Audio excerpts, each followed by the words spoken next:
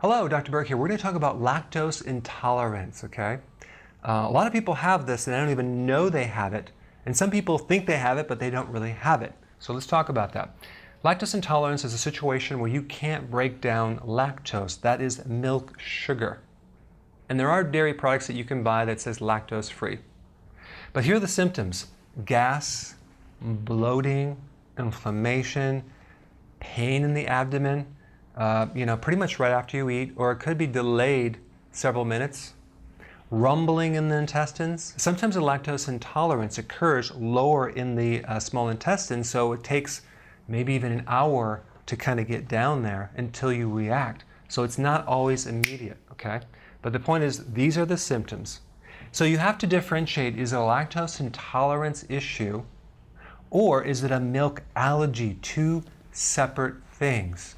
An allergy is an allergy to a reaction to the protein in milk, which is casein. It has nothing to do with the milk sugar.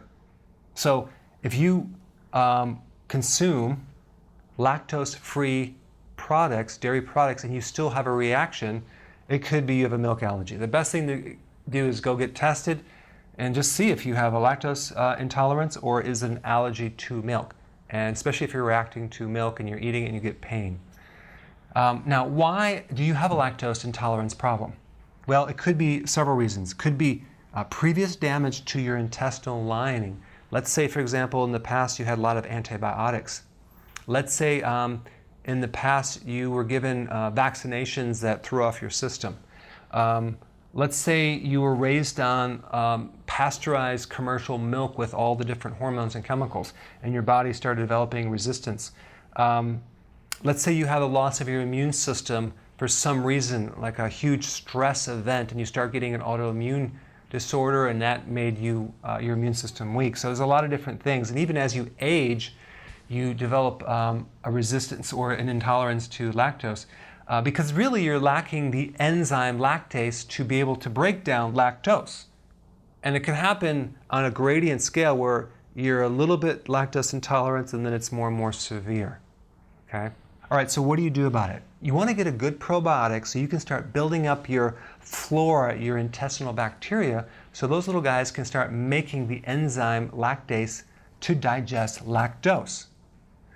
The one that you want to get when you read the label, the type of microbe would be Bifidobacterium longum. Okay, so I'll write that down below if you want to get the exact spelling. Because those little guys will start making lactase, which is the enzyme to break down lactose.